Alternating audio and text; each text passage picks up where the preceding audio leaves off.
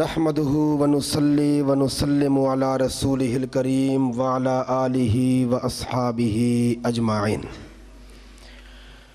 أما بعد فأعوذ بالله من الشيطان الرجيم. بسم الله الرحمن الرحيم. الله ولي الذين آمنوا يخرجهم من الظلمات إلى النور والذين كفروا أولياؤهم الطاغوت يخرجونهم من النور إلى الظلمات أولئك أصحاب النار هم فيها خالدون. صدق الله العظيم. اللهم صل على روح محمد في الأرواح وصل على جسد محمد في الأجساد وصل على قبر محمد في القبور. محترم بزرگوں، بھائیوں اور دوستوں،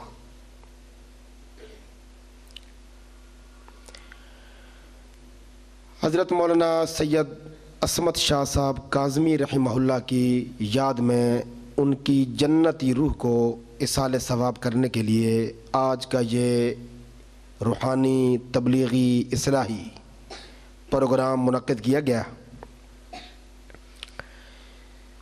مغرب کے بعد سے یہ پروگرام شروع ہے اور آپ حضرات نے بڑی خوبصورت باتیں سنی، بیانات سنے.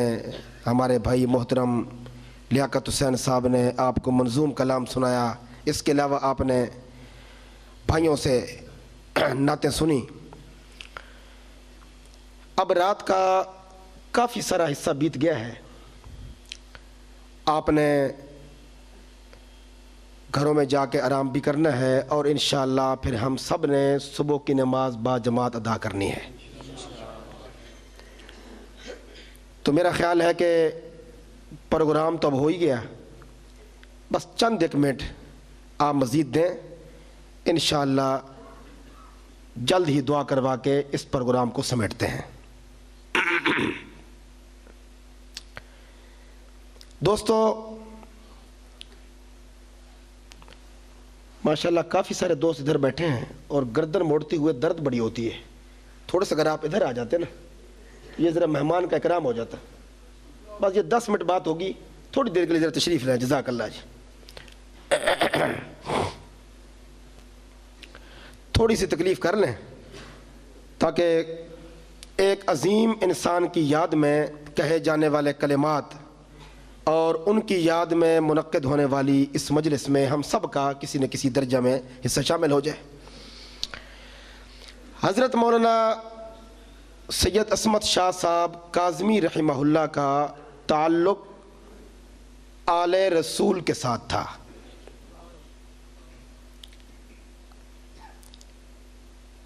اور ایمان لانے کے بعد خونی رشتوں کی بڑی قدر اور احترام ہوتا ہے. ایمان نہیں تو کسی خونی رشتے کی کوئی قدر و قیمت نہیں. لیکن جب کوئی بندہ کلمہ بھی پڑھ لے، حضور علیہ السلام کی امت میں داخل ہو جائے، پھر وہ عالم دین بھی ہو، پھر اس کا تعلق اہل حق کے قافلے کے ساتھ ہو، تو اس کے بعد اس کے اس پرعظمت رشتے کا ذکر کرنا یہ بھی ہماری گردنوں پر ان کا حق ہے. کیونکہ اللہ پاک نے جس نبی کی امت میں اور آپ کو پیدا فرمایا،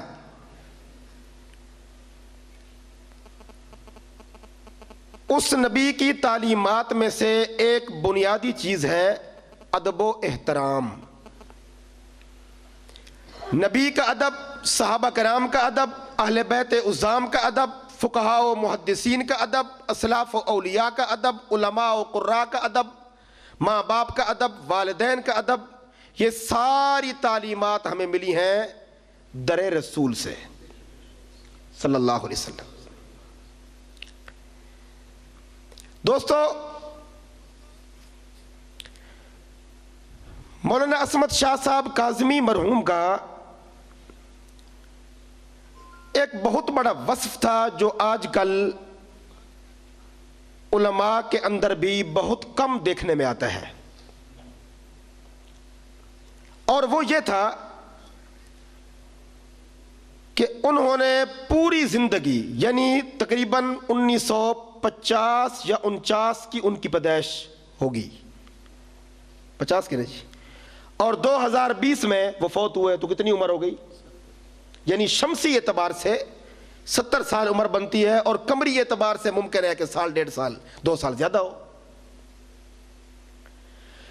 اس گئے گزرے دور میں 70-72 سال کی طویل زندگی گزارنے کے بعد بھی، جس میں زندگی میں کئی نشیب و فراز آئے ہوں، کئی مد و جزر آئے ہوں، کئی قسم کی گرمی سردی آئی ہو، کئی قسم کے اچھے برے حالات آئے ہوں، مگر ان کی کشتی حالات میں ڈگمگاتی ڈگمگاتی ڈگمگاتی جب ساحل پہ پہنچی تو آخری وقت بھی ان کا ہاتھ علماء دیوبند کے ہاتھوں میں تھا۔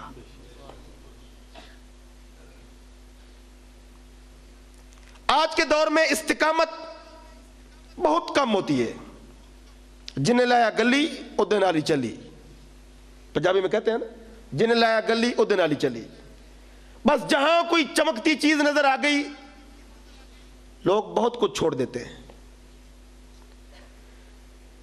لیکن شاہ صاحب کا کمال یہ تھا، یہ جو فقر ہے نا، فقر غربت، یہ آل رسول کی زینت ہے۔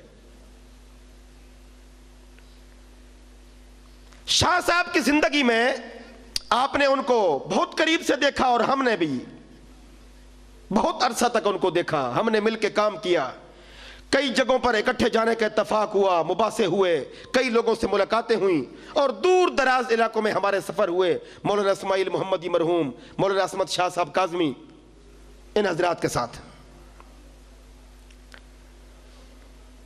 دوسری ان کی صفت تھی سادگی۔ یہ سادگی بھی بہت بڑی صفت ہے۔ انسان اپنی زندگی میں مختلف قسم کے لوگوں کے ساتھ اٹھتا بیٹھتا ہے، اور دنیا کے اندر رہتے ہوئے بھی کسی سے مرعوب نہ ہونا، یا دنیا کی کسی چیز یا طبقے کی طرف اپنی طبیعت کو مرغوب نہ کرنا، اور اپنے نقطے پہ کھڑا رہنا، یہ ایک بہت بڑا کمال ہے۔ اور جن علماء کرام کو من جانب اللہ یہ کمال حاصل تھا، ان میں ایک حضرت مولانا مرحوم بھی تھے۔ اللہ اکبر۔ قائد اہل سنت حضرت مولانا قاضی مظہر حسین رحمہ اللہ چکوال والے، آپ مرشد العلماء تھے،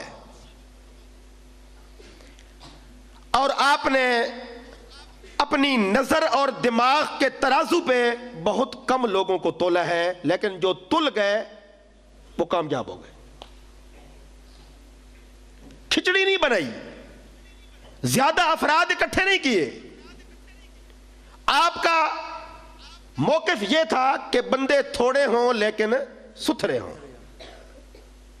اب جس طرح آج ہماری مسجد میں ماشاءاللہ بندے تو تھوڑے ہیں لیکن سارے ستھرے ہیں، کہو الحمدللہ۔ تو بندے تھوڑے ہونے چاہیے مگر ستھرے ہونے چاہیے۔ کیوں؟ کم من فئۃ قلیلۃ غلبت فئۃ کثیرۃ باذن اللہ۔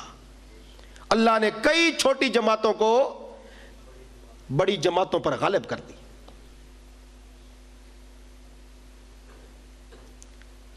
دوستو،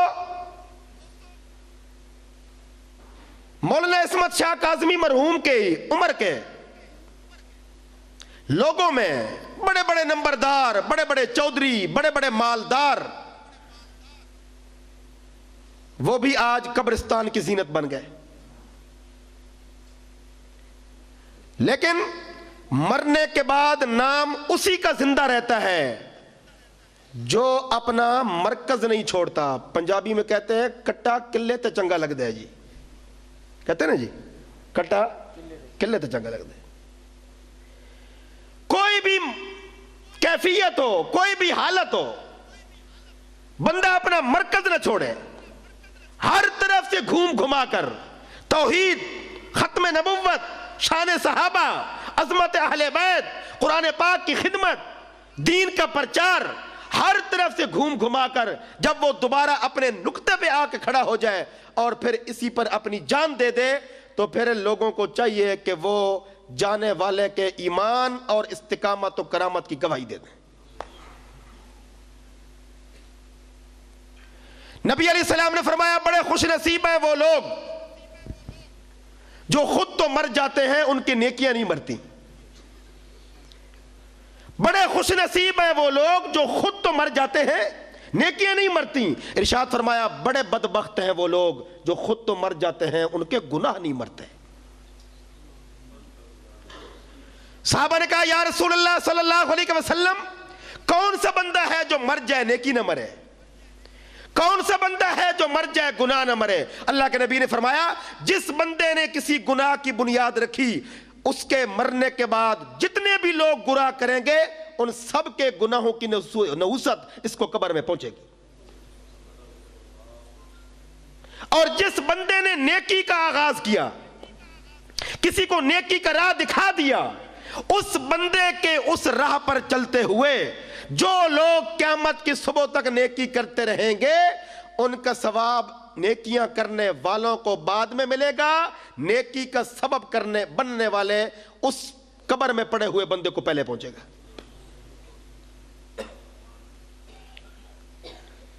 شاہ صاحب کا شمار بھی امت کے خوش بخت ترین لوگوں میں تھا، اللہ ان کے درجات کو بلند فرمائے، آمین اونچی کہہ دیں جی۔ ماشاءاللہ ہمارے اہل حدیث بھائی بھی کئی بیٹھے ہوں گے، یہ ذرا آمین سے خوش ہو جاتے ہیں، محبت کی بات کرنی چاہیے نا جی۔ تو جس چیز سے کوئی بندہ خوش ہو جائے تو خوشی والی بات کرنے میں کیا حرج ہے؟ اللہ ہم سب کو نیکوں کے ساتھ رکھے، قیامت کے دن اللہ ہمیں نیکوں کے ساتھ جنت میں داخل کر دے۔ مسجد نبوی شریف آج کتنی بڑی ہے، کتنا وسیع و عریض حال، کتنا وسیع و عریض صحن، اور خدا جانے آنے والے وقتوں میں کس قدر اس کی توسیع ہوگی۔ مسجد نبوی میں آج تک کتنے لوگ دن میں جا کے بارگاہ رسالت مآب میں درود و سلام کا نذرانہ پیش کرتے ہیں صلی اللہ علیہ وسلم، کتنے لوگ نمازیں پڑھتے ہیں، کتنے لوگ قرآن کی تلاوت کرتے ہیں، کتنے لوگ وہاں اعتکاف کرتے ہیں، رمضان کے روزے رکھتے ہیں، سحری اور افطاری کا اہتمام کرتے ہیں، لاکھوں لوگ استغفار کرتے ہیں۔ یہ روزانہ کی بنیاد پر لاکھوں لوگ جو رب کی نظروں میں تل رہے ہیں، ان کا ثواب جا رہا ہے حضرت ابوبکر صدیق کو رضی اللہ تعالیٰ، کیونکہ مسجد نبوی کے لیے سب سے پہلی جگہ کس نے خریدی تھی؟ حضرت ابوبکر صدیق نے رضی اللہ تعالیٰ۔ مولانا محمد ضیاء القاسمی فیصل آباد کے رحمت اللہ علیہ، وہ بڑی عجیب بات کہا کرتے تھے، وہ فرمایا کرتے تھے گلاب کے پودے پہ گلاب کا پھول ہوتا ہے، اور چمبیلی کے پودے پہ چمبیلی کا پھول، موتیے کے پودے پہ موتیے کا پھول، نرگس کے پودے پہ نرگس کا پھول۔ ہجرت کی رات رب نے ضابطے بدل دیے، فرمایا آج پودا ابو بکر کی صداقت کا ہوگا، پھول محمد کی ختم نبوت کا ہوگا۔ کیوں جی؟ ہم تو سب سے پیار کرتے ہیں نا، یہی شاہ صاحب کی محنت تھی نا۔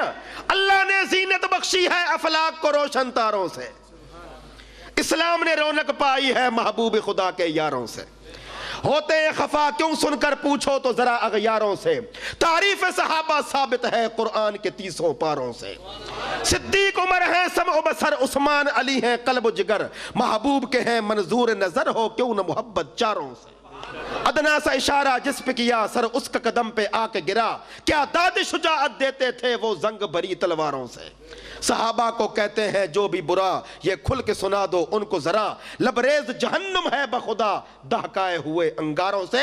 ہمارا اللہ کی توحید پر بھی ایمان ہے، تمام انبیاء کے معصوم ہونے پر بھی ایمان ہے، حضور علیہ السلام کے خاتم النبیین ہونے پر بھی ایمان ہے، صحابہ کرام کے جنتی ہونے پر بھی ایمان ہے، اہل بیت کے خون رسول ہونے پر بھی ایمان ہے، اور ہم انہی ایمانداروں کی ایمان کی صدائیں لگاتے لگاتے انشاءاللہ دنیا سے رخصت ہو جائیں گے۔ یہ خوش بختی ہے کہ نہیں؟ اللہ اکبر۔ اور بڑا بدبخت ہے وہ انسان جو کسی گناہ کا آغاز کرتا ہے۔ کیوں جی؟ ایک بندہ آتا ہے آپ کے گاؤں میں، یہ جوڑیاں کہ جوریاں جی؟ جوڑیاں، جوریاں. اچھا، ایک بندہ آتا ہے جوریاں میں اور وہ 1.5-2 گھنٹے حضرت ابوبکر صدیق کی شان بیان کرتا ہے، حضرت علی کی شان بیان کرتا ہے بالفرض، اور اگلے دن پورے گاؤں کے اندر چرچے ہوتے ہیں، او جی رات کو حضرت ابوبکر صدیق کی شان بیان کی گئی، میری کئی غلط فہمیاں دور ہو گئیں.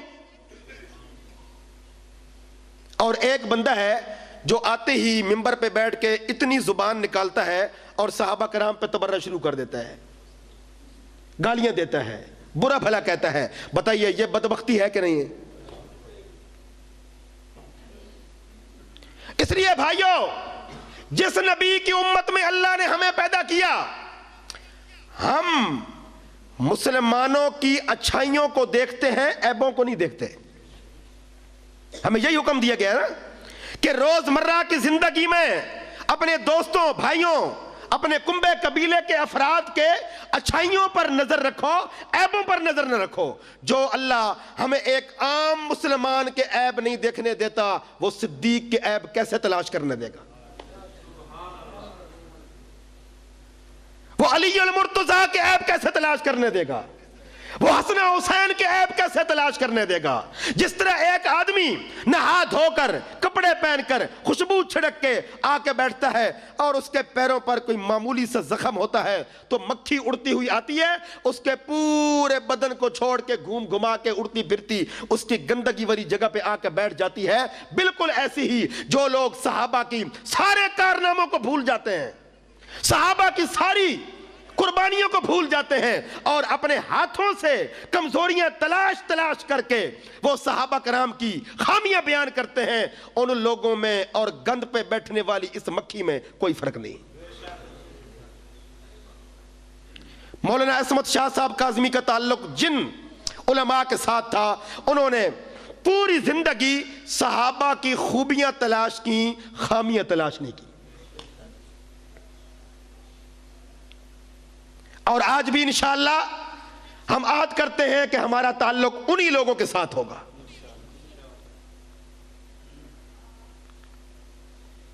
نبی علیہ الصلوۃ والسلام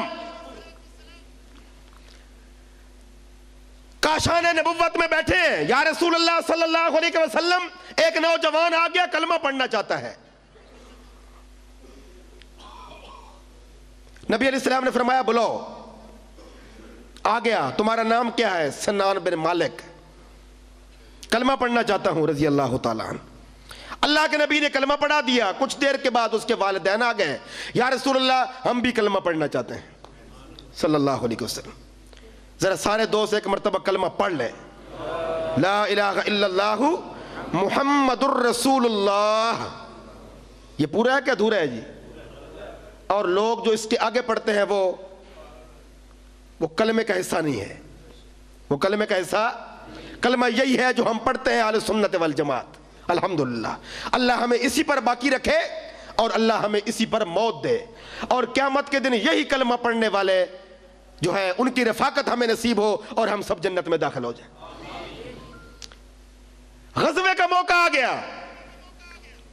یا رسول اللہ صلی اللہ علیہ وسلم، میں سنان بن مالک غزوے میں شریک ہونا چاہتا ہوں، جہاد کی عظمتوں کے پھول اپنے گلے میں ڈالنا چاہتا ہوں، عین مارکز کارزار میں اللہ کی نصرت کا نظارہ اپنی آنکھوں سے کرنا چاہتا ہوں.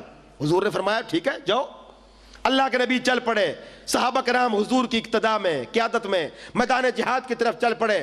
غزوہ مکمل ہو گیا، سنان بن مالک شہید ہو گئے. یا رسول اللہ صلی اللہ علیہ وسلم، اللہ پاک نے آپ کے صحابی کو شہادت کی موت عطا کر دی. او بھائی، شہید کون ہوتا ہے؟ جو اللہ کے لیے مرتا ہے. شہید کون ہوتا ہے؟ جو اللہ کے لیے مرتا ہے. اور ولی کون ہوتا ہے؟ جو اللہ کے لیے جیتا ہے. اللہ کے لیے جینا بھی بڑا مشکل ہے، صرف مرنا ہی مشکل نہیں، جینا بھی بڑا مشکل ہے. مر گئے تو مر گئے، کہانی ختم ہو گئی. جینا ہو تو نماز پڑھنی پڑتی ہے، رزق حلال کمانا پڑتا ہے، بدکاری سے بچنا پڑتا ہے، سود خوری سے بچنا پڑتا ہے، بد نگاہی سے بچنا پڑتا ہے، گالی گلوچ سے بچنا پڑتا ہے، غیبت چغلی سے بچنا پڑتا ہے۔ اس لیے کہہ دو جس طرح اللہ کے لیے مرنا کمال ہے ویسی ہی اللہ کے لیے جینا بھی کمال ہے۔ تو صرف مرنے کی دعا نہ کیا کریں، جی کر بھی دکھایا کریں۔ کہو انشاءاللہ کوشش کریں گے۔ انشاءاللہ ڈھیلی پڑ گئی آپ کی، لگتا پروگرام نہیں آپ کا۔ اللہ ہم سب کو اپنی رضا کے لیے جینے کی توفیق دے، اور جب کبھی ضرورت پڑے ہمارے خون کی، عزت کی، جان کی، مال کی، اللہ یہ سب کچھ اپنے دین کی بقا کے لیے قبول کرے۔ اللہ کے نبی نے فرمایا صلی اللہ علیہ وسلم، کچھ لوگ ایسے ہیں جو گناہ میں شریک نہیں ہوتے، گناہ میں شریک نہیں ہوتے، لیکن قیامت کے دن گناہ کرنے والوں میں اٹھائے جائیں گے۔ کچھ لوگ ایسے ہیں جو گناہ میں شریک ہوتے ہیں، قیامت کے دن گناہ گاروں میں نہیں اٹھائے جائیں گے۔ یا رسول اللہ صلی اللہ علیہ وسلم وہ کیوں؟ فرمایا کچھ لوگ ایسے ہوں گے گناہ تو نہیں کریں گے لیکن لوگوں کے گناہ دیکھ کر تائید کریں گے کہ بھئی ٹھیک ہو رہا ہے۔ یہ تائید کرنا بھی گناہ ہے۔ کچھ لوگ ایسے ہوں گے جو گناہ کرتے ہوئے لوگوں کے اندر سے گزریں گے لیکن ان کا دل گواہی دے گا کہ یہ لوگ غلط کر رہے ہیں۔ تو بھائی کم از کم ہمیں اتنی گواہی تو دینی چاہیے نا کہ جو بندہ نیکی کا عمل کر گیا، ہماری تائید، ہماری ہمدردی، ہمارے جذبات ان کے ساتھ ہیں۔ جو لوگ غلط کام کر رہے ہیں، لوگوں کے عقیدے برباد کر رہے ہیں، مسلمانوں کو دین سے برگشتہ کر رہے ہیں، صحابہ کرام کے بارے میں بدگوئیاں کر رہے ہیں، وہ کہیں بھی ہوں، ہم اپنے گھر میں بیٹھ کر اظہار برات کرتے ہیں۔ ہمارا ان کے ساتھ کوئی تعلق نہیں جو نبی کے صحابہ کے نہیں، جو نبی کے اہل بیت کے نہیں۔ ہمارا تعلق ان کے ساتھ ہے جو اللہ کے ہیں، نبی کے ہیں، صحابہ کے ہیں یا اہل بیت کے ہیں۔ یہ گواہی دینی چاہیے کہ نہیں؟ یا رسول اللہ صلی اللہ علیہ وسلم سنان بن مالک شہید ہو گئے۔ اللہ کے نبی نے فرمایا جنازے کا دفن کا انتظام کرو۔ قبر کھود دی گئی، سنان بن مالک کو دفن کر دیا گیا۔ صحابہ کرام آنکھوں سے دیکھ رہے ہیں، مارکہ ختم ہو گیا۔ جب نبی علیہ السلام واپس آئے تو مدینہ منورہ شہر میں داخل ہونے سے پہلے سنان بن مالک کی بوڑھی والدہ بیٹھی ہوئی ہے اور کہتی ہے یا رسول اللہ میرا بیٹا کہاں ہے صلی اللہ علیہ وسلم۔ اللہ ہمیں ماؤں کا ادب کرنے کی توفیق دے۔ اللہ کے نبی فرماتے ہیں کہ میں اس عورت کی حالت دیکھ کر میں بتا نہیں سکا کہ تیرا بیٹا شہید ہو گیا ہے۔ حضور نے پتہ کیا کہا؟ پیچھے ابو بکر آ رہے ہیں، وہ تمہیں بتا دیں گے۔ یہ واقعہ لکھا ہے علامہ ابن کثیر نے البدایہ والنہایہ کے اندر۔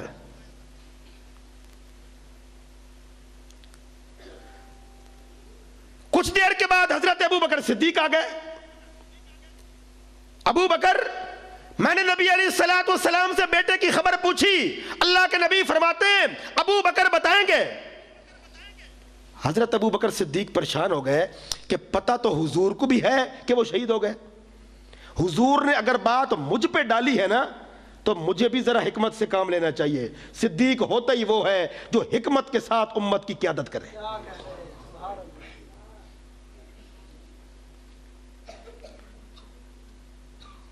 آج لوگ کہتے ہیں جی حضرت ابو بکر صدیق کو خلیفہ بلا فصل کہنا، یہ فرقہ واریت ہے۔ آپ نے حضرت ابو بکر کو خلیفہ بنایا ہے یا ہم نے بنایا ہے؟ فرشتوں نے بنایا ہے؟ نہیں، رب لم یزل نے بنایا ہے۔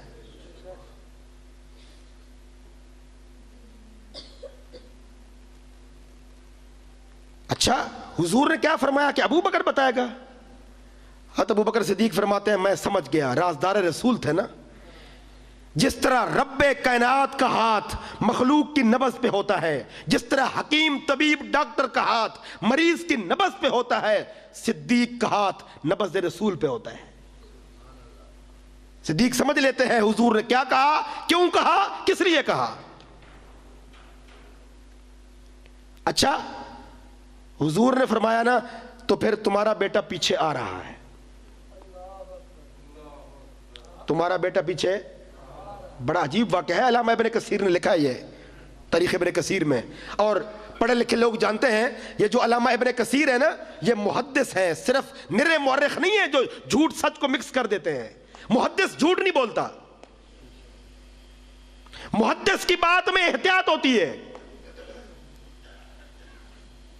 ہمارے اکابرین علماء دیوبند میں حضرت مولانا محمد منظور نعمانی، یا اس سے پیچھے حضرت مولانا محمد قاسم نانوتوی، یا حضرت مولانا رشید احمد گنگوہی، یا حضرت مولانا سید حسین احمد مدنی، یا علامہ عبدالشکور لکھنوی، یا اس لیول کے نیچے تک جتنے بھی علماء کرام، حضرت مولانا محمد امین صفدر وقاروی، حضرت اقدس مولانا قاضی مظہر حسین رحمت اللہ تعالی علیہ، ان کی زندگی میں توازن، اعتدال اس لیے تھا کہ یہ محدثانہ شان کے مالک لوگ تھے. محدث جذباتی نہیں ہوتا، محدث آپے سے باہر نہیں ہو جاتا، محدث کپڑے نہیں پھاڑتا، سوچ کے بات کرتا ہے. علامہ ابن کثیر محدث ہے، وہ یہ واقعہ بیان کر رہے ہیں. تمہارا بیٹا پیچھے آ رہا ہے. فرماتے ہیں میں سمجھ گیا، حضور نے اس کو تسلی دی کہ بھئی فوری بتائیں گے تو مامتا اس کی بے قابو نہ ہو جائے، پریشان نہ ہو جائے، تھوڑا سا مؤخر کر دیتے ہیں. ابو بکر صدیق کے آنے تک کچھ نہ کچھ اس کا ذہن بن جائے گا، پھر ابو بکر صدیق آگے حکمت کی کوئی بات کہہ دیں گے. ابو بکر صدیق نے فرمایا ہاں وہ پیچھے آ رہا ہے. اب اگلی بات سنیے. صدیق اکبر نے بڑھیا کو کراس کیا، چادر بچھائی، قبلے کی طرف منہ کیا، 2 رکعت نماز نفل پڑھے صلاۃ الحاجت کے، اور کہنے لگے اللہ تو بھی جانتا ہے، میں بھی جانتا ہوں، تیرے نبی بھی جانتا ہے کہ مالک بن سنان زندہ نہیں ہے، شہید ہو گیا ہے، لیکن میں اب کہہ بیٹھا ہوں. نہیں سمجھے؟ میں اب، اور میں نے آج تک جھوٹ نہیں بولا.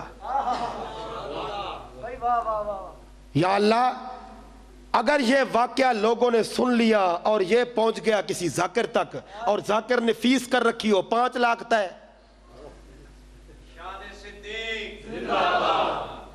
تو میری صداقت 2 پہ لگ جائے گی. یا اللہ تو قادر ہے نا، مالک بن سنان کو زندہ کر دے.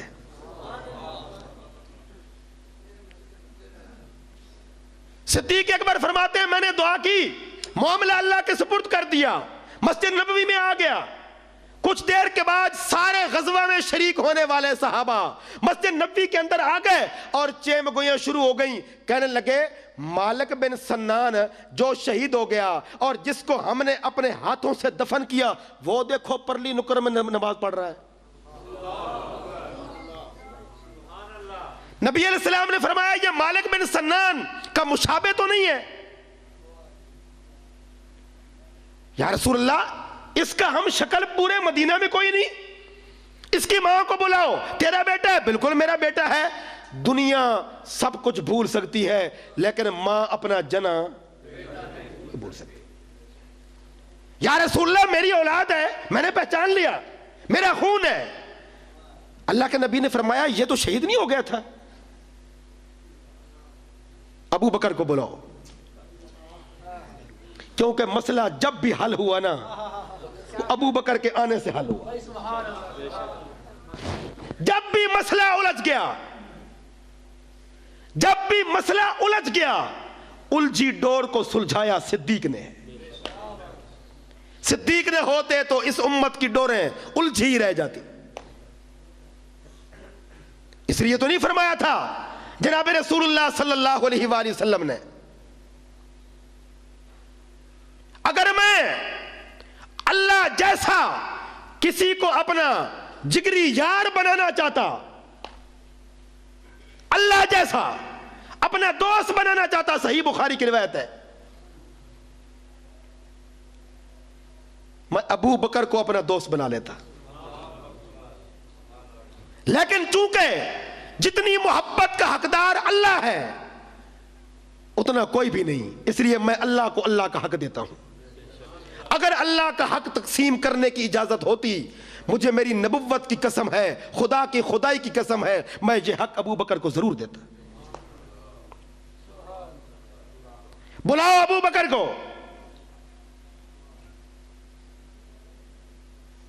او بھائی، ہمارے نامہ اعمال میں بہت کچھ ہے، گناہ ہیں. ہم سب کسی نہ کسی درجہ میں گناہ گار ہوتے ہیں نا. اللہ ہم سب کے گناہوں کو معاف کرے. لیکن ایک بات پہ دوستو قائم رہیے، یہ مولانا عصمت شاہ کاظمی کے اس مرکز کی دعوت اور ان کی پوری زندگی کی جہد مسلسل کی دعوت ہے. ایک بات لے کر دنیا سے جائیے، نامہ اعمال میں سب کچھ ہو، صحابہ پہ تہمت نہ ہو. انشاءاللہ بیڑے پار ہو جائیں گے. بڑا بد نصیب ہے وہ انسان جس کے کفن پہ صحابہ کی تہمتوں کے داغ ہوتے ہیں. بڑا بد نصیب ہے وہ انسان جس کو غسل دینے والے تختے پہ صحابہ کی تہمتوں کے دھبے ہوتے ہیں اور وہ اسی حال میں مر جاتا ہے. اور بڑا خوش قسمت ہے وہ انسان جب وہ مرتا ہے تو اس کے نامہ اعمال میں کسی صحابی کے دامن پہ کوئی داغ نہیں ہوتا. وہ ہر ایک کی پاکی کی گواہی دیتا ہے. بلاؤ ابو بکر کو. کس نے کہا؟ نبی علیہ الصلوۃ والسلام. ابو بکر، آپ تو جانتے ہیں نا، مالک بن سنان شہید ہو گیا تھا. بالکل یا رسول اللہ صلی اللہ علیہ وسلم شہید ہو گیا تھا. لیکن بات یہ ہے، جب آپ نے میری لاج رکھی تو پھر میرے رب نے میری لاج رکھی.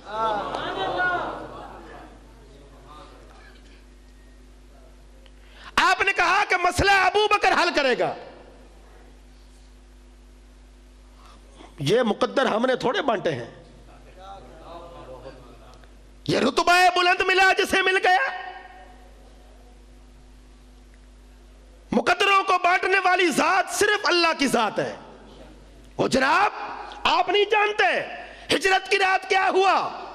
علی نبی کا بستر لے گئے، لہذا وہ پہلا خلیفہ ہے. آپ نہیں مانتے، علی نبی کا بستر لے گئے. ہم کہتے ہیں ہاں لیکن بات پوری کرو. علی نبی کا بستر لے گئے، بستر والا کون لے گیا؟ یہاں بات پوری ہوتی ہے. جو نبی کا بستر لے گیا وہ بھی شان والا، جو بستر والا محمد لے گیا وہ بھی شان والا. یہ تو اپنے اپنی تقسیم کی بات ہے نا، مقدر کی بات ہے. علامہ علی بن ابی طالب تبرسی تفسیر کمی میں لکھتے ہیں، علی بن ابراہیم کمی، نبی علیہ الصلوۃ والسلام کے صحابہ مسجد میں بیٹھے ہیں، نماز کا ٹائم ہو گیا، صف بندی ہو گئی، تکبیر کا انتظار ہے. تکبیر کہی گئی، صحابہ کرام کھڑے ہو گئے. ثم قام علی، پھر علی بھی کھڑے ہو گئے. وتحیّا للصلاۃ، نماز کا ارادہ کیا. وحضر المسجد، مسجد میں حاضر ہوئے. ثم صلی خلف ابو بکر، علی نے صدیق کے پیچھے نماز پڑھی. جس کو علی نے اپنا امام مان لیا، ہم نے بھی ہاتھ کھڑے کر کے اس کو امام مان لیا. کیا خیال ہے جی؟ جس کو علی نے اپنا مقتدا مان لیا، ہم نے بھی ہاتھ کھڑے کر کے اس کو مقتدا مان لیا. جس کو حسن و حسین نے اپنا پیشوا مان لیا، ہم نے بھی ہاتھ کھڑے کر کے اس کو اپنا پیشوا مان لیا. کیوں؟ قرآن، حدیث، تعامل امت اور تاریخ کا ایک ایک دریچہ کھول لیجئے، ہر دریچے سے آواز آئے گی، یہ امت جب بھی پھنسی ہے اس کو نکالنے والا ابو بکر صدیق تھا. ابو بکر ادھر آؤ. یہ مالک بن سنان یہاں لگا پھرتا ہے، یہ تو شہید ہو گیا تھا. یا رسول اللہ صلی اللہ علیہ وسلم، بس میں نے جو کام کیا وہ بتا دیتا ہوں، آگے آپ جانے، اللہ جانے، کیونکہ آپ کے پاس علم ہے وہ کائنات کے اندر کسی کے پاس نہیں ہے. اے اللہ کے رسول، آپ نے بات چھوڑ دی مجھ پہ. ابو بکر آ رہا ہے پیچھے بتائے گا. اب آپ نے مجھے کوئی بتایا نہیں تھا کہ کیسے حکمت سے بات کرنی ہے، تو میں نے تو کہہ دیا کہ پیچھے آ رہا ہے. جب میں بڑھیا کو کہہ کے آگے بڑھا تو میرے ضمیر نے کہا ابو بکر تو اور جھوٹ، جس طرح سایہ بندے کا ساتھ نہیں چھوڑتا، سچ صدیق کا ساتھ نہیں چھوڑتا۔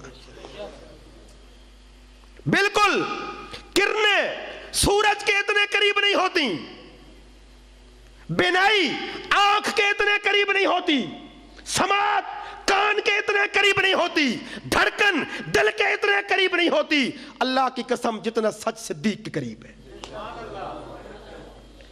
یا رسول اللہ صلی اللہ علیہ وسلم، میں کہہ تو بیٹھا لیکن آگے آ کر میں نے چادر بچھائی اور میں نے اسی سے ناتا جوڑ لیا جس سے ناتا جوڑنے کے بعد کوئی مایوس نہیں ہوتا۔ اس کا نام کیا ہے؟ آواز سے بول لیجئے، تھوڑا سا بیداری کے ثبوت دیں تاکہ یہ اگلے 2-4 منٹ بات مکمل کر کے پھر ہم دعا کروائیں۔ ہاں آپ تو بڑے شوق سے کہیں گے، پتہ چل گیا نا تقریر ختم ہو رہی ہے۔ ویسے میرا جی چاہتا ہے کہ روز روز تو ہماری ملاقات ہوگی نہیں، یہ کوئی 2-2:30 بجے تک چلے نہ جائیں، ہے جی؟ چلو اللہ پاک اللہ آپ کے جذبات کو سلامت رکھے۔ اللہ اکبر۔ اللہ تبارک و تعالی ہم سب کو اہل حق کے ساتھ قائم رکھے، قیامت کے دن اہل حق کے ساتھ جنت الفردوس میں داخل کر دے۔ یا رسول اللہ صلی اللہ علیہ وسلم، جب میں نے اللہ سے رابطہ کیا، یا اللہ بات تو میں کہہ بیٹھا ہوں لیکن میرا ضمیر مطمئن نہیں ہے، اور اللہ تو قادر ہے، اگر اس کے بیٹے کو زندہ کرتے وہ پہنچ جائے۔ اللہ کے نبی نے فرمایا ابو بکر بس مسئلہ سمجھ میں آ گیا، اللہ تیری زبان کی لاج رکھتا ہے، اللہ تیرے دل سے نکلی ہوئی بات کے جذبات کی لاج رکھتا ہے، تو نے جو کہا رب نے قبول کر لیا۔ کیوں؟ اللہ ولی الذین آمنوا، اللہ دوست رکھتا ہے ایمان والوں کو۔ ایمان والوں کا اپنا اپنا مقام ہے، میں بھی مومن، آپ بھی مومن، مولانا محمد قاسم نانوتوی بھی مومن، شیخ عبد القادر جیلانی بھی مومن، امام اعظم ابو حنیفہ بھی مومن، سیدنا ابو بکر صدیق بھی مومن، نبی علیہ السلام بھی مومن، جبریل امین بھی مومن ہیں، سارے مومن، لیکن مقام بدل جاتا ہے تو ایمان کی شان بھی بدل جاتی ہے۔ ایمان سب کا برابر ہے نہیں ہے۔ اللہ ولی الذین آمنوا، اللہ ایمان والوں کو دوست رکھتا ہے۔ یا اللہ جب آپ ایمان والوں کو دوست رکھتے ہیں آپ انعام کیا دیتے ہیں؟ اللہ فرماتے ہیں میں مومن کو ظلمات سے نکال کر نور میں لاتا ہوں۔ جتنی بھی دنیا کی ظلمتیں، دنیا کے اندھیرے، شرک کا، بدعت کا، کفر کا، مہنگائی کا، بیماری کا، اولاد کی نافرمانی کا، ان سارے اندھیروں سے چھٹکارا عطا کر کے میں بندے مومن کو امن و سکون کے نور میں لے آتا ہوں۔ بس آیت کا ترجمہ سنیے، بات ختم۔ اور یا اللہ جن کو آپ دوست نہیں رکھتے، والذین کفروا اولیاؤہم الطاغوت، ان کو دوست کون رکھتا ہے؟ طاغوت۔ طاغوت کس کا نام ہے؟ شیطان کا۔ تو اللہ نے یہاں شیطان کا لفظ کیوں نہیں استعمال کیا؟ ابلیس کا لفظ کیوں نہیں استعمال کیا؟ طاغوت کا لفظ کیوں استعمال کیا؟ حکیم الامت حضرت مولانا اشرف علی تھانوی رحمت اللہ علیہ فرماتے ہیں شیطان اکیلا بیٹھا ہو نا تو اس کا نام شیطان ہوتا ہے، اور جب ساری طاقتوں کے ساتھ بیٹھا ہو تو اس کا نام طاغوت ہوتا ہے۔ اللہ فرماتے ہیں شیطان جب تمہیں دوست بنائے گا تمام تر طاغوتی طاقتوں کے ساتھ حملہ آور ہوگا، اور وہ کیا کرے گا؟ یخرجونہم من النور الی الظلمات، وہ نور سے کھینچ کر تمہیں پھر ظلمت میں ڈال دے گا۔ پھر کفر، شرک، دنیا کی بے سکونی، اولاد کی نافرمانی، جسمانی بیماریاں، روحانی پریشانیاں، یہ ساری مصیبتیں شیطان تمہارے اوپر مسلط کر دے گا۔ یہ تو ہے دنیا کی مصیبت، جب آنکھیں بند ہو جائیں گی اولئک اصحاب النار، یہی طاغوتی دوزخ کا ایندھن ہے، ہم فیہا خالدون، اور یہ طاغوتی دوزخ میں کتنے مہینے، کتنے سال، کتنی صدیاں؟ خالدون، ہمیشہ ہمیشہ رہیں گے۔ اب ایک بات قابل غور ہے، جن کو شیطان دوست بنائے گا ان کا انجام دوزخ، لیکن جن کو اللہ نے دوست بنا لیا اللہ نے ان کا انجام نہیں بیان کیا اس آیت کے اندر۔ اصولی طور پر تو یہ ہونا چاہیے تھا نا کہ طاغوتی ہمیشہ ہمیشہ دوزخ میں اور ربانی ہمیشہ ہمیشہ جنت میں، لیکن اس آیت میں اللہ نے شیطان کے دوستوں کے انجام کا ذکر کیا، اپنے دوستوں کے انجام کا ذکر نہیں کیا۔ کیوں؟ اللہ فرماتے ہیں بات یہ ہے کہ جس کو میں نے اپنا دوست بنا لیا، کیا میری دوستی کے بعد بھی اس کو جنت کی حاجت ہے؟ وہ تو دوستی میرا ہے، اللہ کی دوستی مل گئی، سب کچھ مل گیا۔ اللہ کی دوستی کیسے ملتی ہے؟ اللہ کے دوستوں سے پیار کرنے سے۔ بھائی اصولی بات ہے نا، اگر ہمارے والدین میں سے کوئی ایک دنیا سے چلا جائے تو شریعت، اخلاق، سماج، لحاظ، مروت ہمیں کیا کہتی ہے کہ اپنے باپ کے دوستوں سے پیار کرو۔ اللہ کے نبی کی حدیث بھی ہے کہ جب تمہارے والدین دنیا سے چلے جائیں تو اپنے ماں باپ کے ساتھ بیٹھنے والے، تمہاری ماں کے ساتھ جو خواتین بیٹھتی ہیں ان کو اپنی ماں سمجھو، ان کو اپنی بیٹی بہن سمجھو۔ تمہارے باپ کے ساتھ جو دوست علاقے کے بیٹھتے ہیں ان کو اپنے چچا اور تایا سمجھو۔ یہ اخلاق اور مروت ہے۔ اللہ فرماتے ہیں جب دنیا کے اندر رہتے ہوئے تم اپنے باپ کے یاروں کا لحاظ رکھتے ہو تو کیا میں اپنے یاروں کا لحاظ نہیں رکھوں گا؟ تو مولانا عصمت شاہ کاظمی کا شمار انہی لوگوں میں تھا جو اللہ کے یاروں کی وکالت کرتے تھے۔ پوری زندگی اللہ کے یاروں کی ترجمانی کرتے رہے۔ یہاں بڑے دوست بیٹھے ہیں اور بڑے خوبصورت چہرے، اور ان چہروں پہ نظر آ رہا ہے کہ ماشاءاللہ یہ نمازی ہیں۔ بس آخر میں اٹھتے اٹھتے ایک ارادہ کر لے اللہ کے حضور۔ دیکھیے اس وقت ہم بیٹھے مسجد میں، اگر ابھی میری روح نکل جائے، میں مر جاؤں، تو آپ میرے کپڑے اتار دیں گے، امامہ اتار دیں گے، میرے ہاتھ میں اگر قرآن ہے تو وہ لے لیں گے، میرے ہاتھ میں اگر تسبیح ہے، جیب میں تسبیح ہے تو نکال لیں گے۔ ایسا ہی ہے نا؟ کیونکہ یہ سارے ذرائع اب دنیا میں رہ گئے، ایسی ہے۔ لیکن ایک چیز ایسی ہے جو میرے ساتھ جائے گی، وہ ہے یہ داڑھی، ہے کہ نہیں؟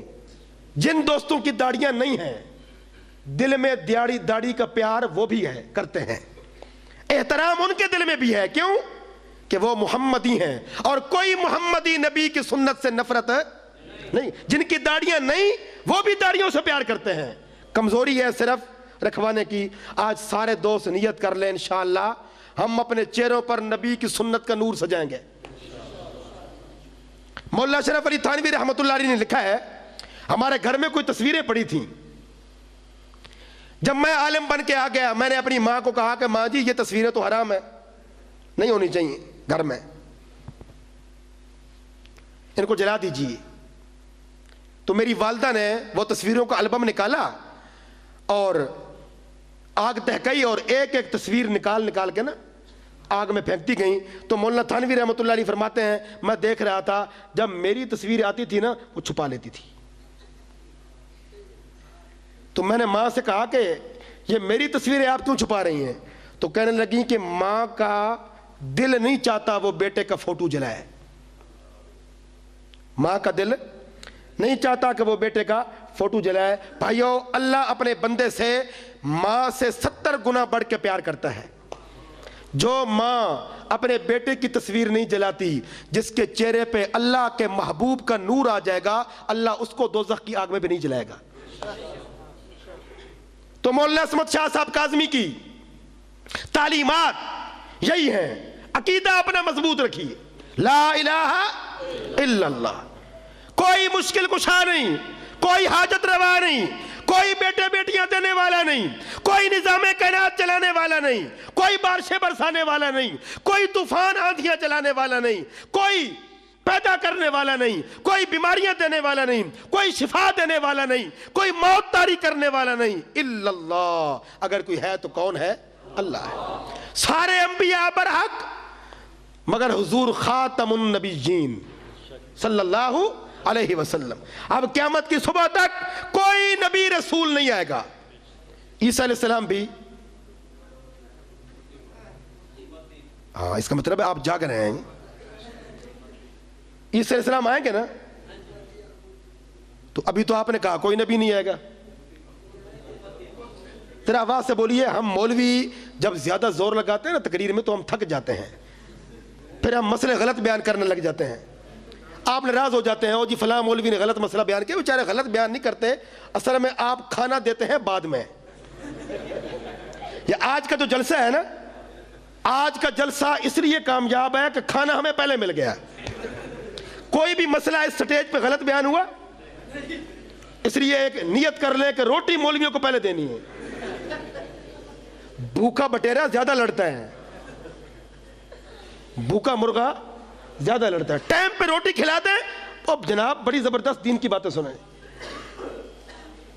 اللہ اکبر۔ کیا بات ہو رہی تھی؟ عیسیٰ علیہ السلام آئیں گے نا، تو آپ نے تو کہا کہ نبی کوئی نہیں آئے گا، امتی بن کے آئیں گے۔ ممکن ہے جلسہ ختم ہو اور کوئی دوست راستے میں آپ کو مل جائے کہ جناب یہ کیا بات ہوئی، ایک بندہ نبی بھی ہو امتی بھی ہو۔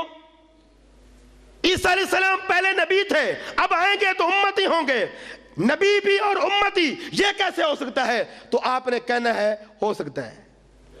کیسے؟ شاہ سلمان کہاں کے بادشاہ ہیں؟ سعودی عرب کے۔ آج اگر وہ پاکستان کے دورے پر آ جائیں تو پاکستان کے بادشاہ نہیں ہوں گے، لیکن ہوں گے بھی۔ ہوں گے کس کے؟ نہیں ہوں گے کس کے؟ عیسیٰ علیہ السلام کی مملکت تھی بنی اسرائیل، جب وہ پرواز کر کے محمدی ملکیت میں آئیں گے تو رعایا بن کے آئیں گے، نبی بن کے نہیں آئیں گے۔ تو ایک نبی بیک وقت نبی بھی ہو سکتا ہے اور امتی بھی ہو سکتا ہے۔ اس لیے یہ بھی عقیدہ ہے سارے نبی برحق، لیکن حضور آخری نبی صلی اللہ علیہ وسلم۔ اور بھائیوں ایک یہ بات بھی عقیدے کی، نبی کے تمام صحابہ کرام جنتی۔ اور ٹرکوں کے پیچھے آج کل کیا لکھا ہوتا ہے؟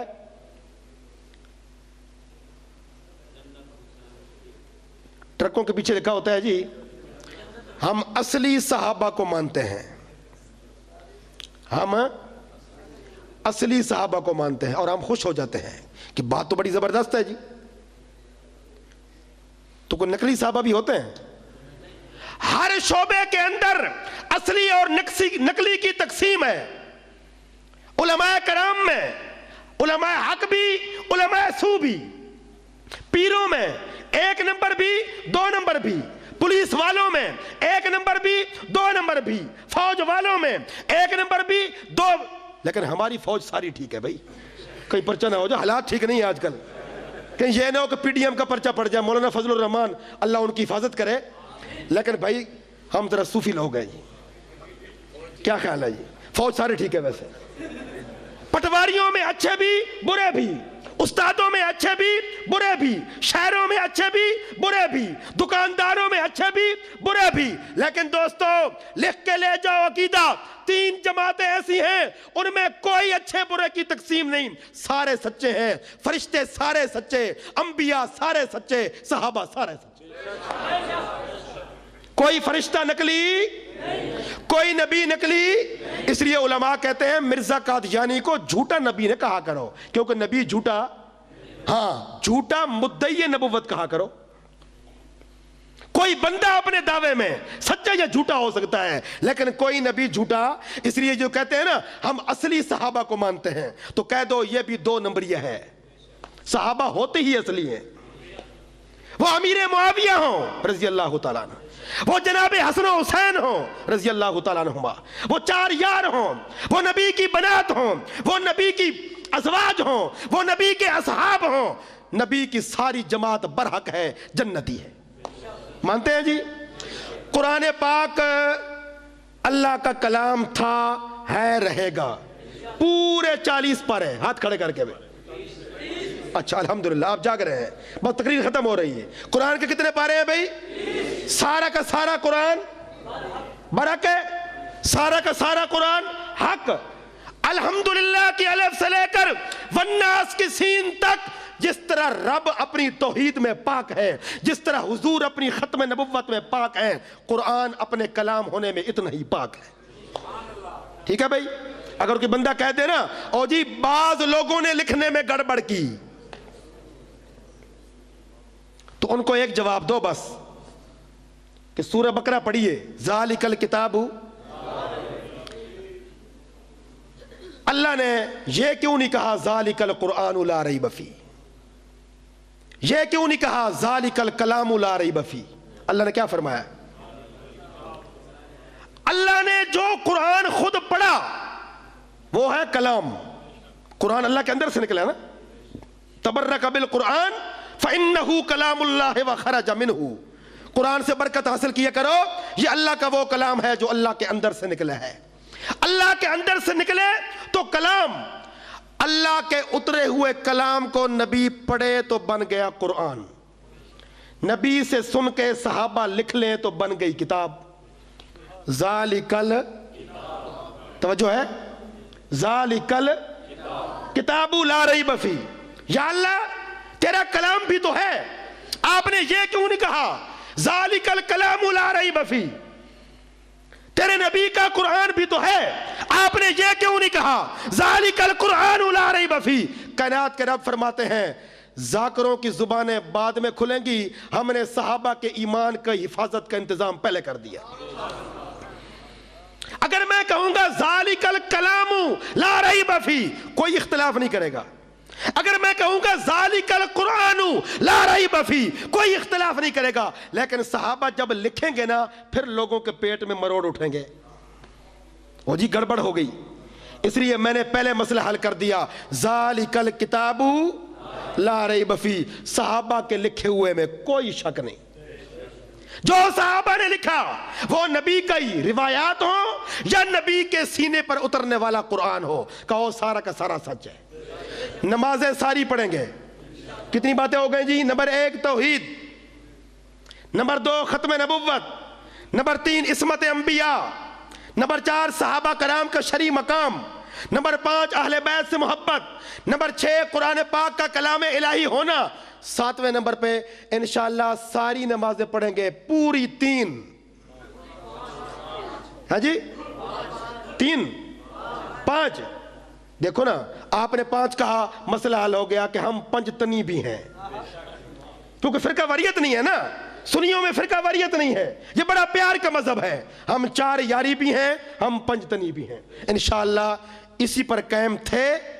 جو کمزوری ہوگی دور کریں گے، اور اللہ سے اس بات کے متمنی ہے کہ جو لوگ، جو اللہ کے ولی اس ڈگر پہ زندگی گزار گئے، اللہ قیامت کے دن ہمیں انہی کے ساتھ سلامت رکھے. حضرت مولانا عصمت شاہ صاحب کاظمی کے اس مرکز کو اللہ آباد رکھے. اب ان کے بیٹوں کے ساتھ وفا کے رشتوں کو مضبوط کرنا یہ آپ کا اخلاقی حق ہے. ٹھیک ہے نا بھائی؟ اور بھائی یہ چھوٹی چھوٹی کمزوریوں کو نظر انداز کر دیا کرو. کمزوریوں سے کوئی پاک نہیں ہوتا. ٹھیک ہے؟ آپ نے مولانا عصمت شاہ صاحب کاظمی کی اولاد سے محبت کا رشتہ باقی رکھنا ہے، وفا اور تعاون کا رشتہ باقی رکھنا ہے، تاکہ ان کی روح جنت میں اس لحاظ سے بھی مطمئن اور آباد ہو کہ میرے جلائے ہوئے چراغ مسلسل اپنی لو کی روشنی سے علاقے کو منور کر رہے ہیں. لوگوں تک دین کی بات پہنچ رہی ہے، قرآن کی بات پہنچ رہی ہے. یہ آپ کی گردن پہ قرض بھی ہے، فرض بھی ہے. اللہ تعالی ہم سب کو اپنے دین متین کی خدمت کرنے کی توفیق عطا فرمائے، خدمت کرنے والوں کے ساتھ وابستہ رہنے کی توفیق عطا فرمائے. وآخر دعوانا الحمدللہ رب العالمین. دعا کر دیں. الحمدللہ رب العالمین، الصلاۃ والسلام علی سید الانبیاء والمرسلین. اللہم انت السلام ومنک السلام تبارک یا ذا الجلال والاکرام. سمعنا واطعنا غفرانک ربنا والیک المصیر. یا الہ العالمین، حضرت مولانا سید عصمت شاہ صاحب کاظمی رحمہ اللہ کے درجات کو بلند فرما، ان کی روح کو جنت کے اندر اعلیٰ سے اعلیٰ مقام نصیب فرما. یا اللہ یہ ان کی محنت سے جتنے بھی لوگ دین کے قریب آئے ہیں، عقائد مضبوط ہوئے ہیں، اعمال صالحہ کی توفیق ملی ہے، لوگوں نے ان کے آباد کیے ہوئے مراکز سے قرآن پاک کی تعلیم حاصل کی ہے، شریعت مطہرہ کے احکامات اور مسائل کی تعلیم حاصل کی ہے، اے اللہ یہ سارا ثواب ان کی روح کو پہنچا کے ہمیشہ ہمیشہ کے لیے ان کی قبر کو وسیع فرما اور جنت کا باغیچہ بنا۔ یا اللہ ان کے مرکز کو آباد فرما، پہلے سے زیادہ دن دگنی رات چگنی ترقی نصیب فرما، اور ان کی تمام اولاد کو باہم شیر و شکر ہو کر ایک دوسرے کے ساتھ اخلاق محبت اور لحاظ کا رشتہ قائم رکھ کے ایک دوسرے کا ممد و معاون بنا، اور ان سب کو اپنے والد گرامی کے لگائے ہوئے اس گلشن کی بھرپور آب یاری کرنے کی توفیق عطا فرما۔ جتنے دوست احباب بزرگ بچے اس محفل کے اندر بیٹھے ہیں یا اللہ سب کے کبیرہ صغیرہ گناہوں کو معاف فرما۔ جن کے گھروں کے اندر پریشانیاں ہیں یا اللہ پریشانیوں کو دور فرما، جن کی اولاد نافرمان ہے ان کو اپنے ماں باپ کا فرما بردار بنا، جن کے گھروں میں ناچاکیاں ہیں اللہ ناچاکیوں کو ختم فرما، جو قرضوں کے بوجھ تلے دبے ہوئے ہیں اللہ ان کو چھٹکارا عطا فرما، جو بچوں بچیوں کے رشتوں کی وجہ سے پریشان ہیں یا اللہ ان کے رشتوں کا معقول انتظام فرما، یا اللہ ہم سب کو اپنی آنکھوں میں حیا پیدا کرنے کی توفیق عطا فرما، ہر قسم کے صغیرہ کبیرہ گناہ سے ہماری حفاظت فرما۔ وصلی اللہ تعالی علی خیر خلقہ محمد وعلی آلہ واصحابہ اجمعین برحمتک یا ارحم الراحمین۔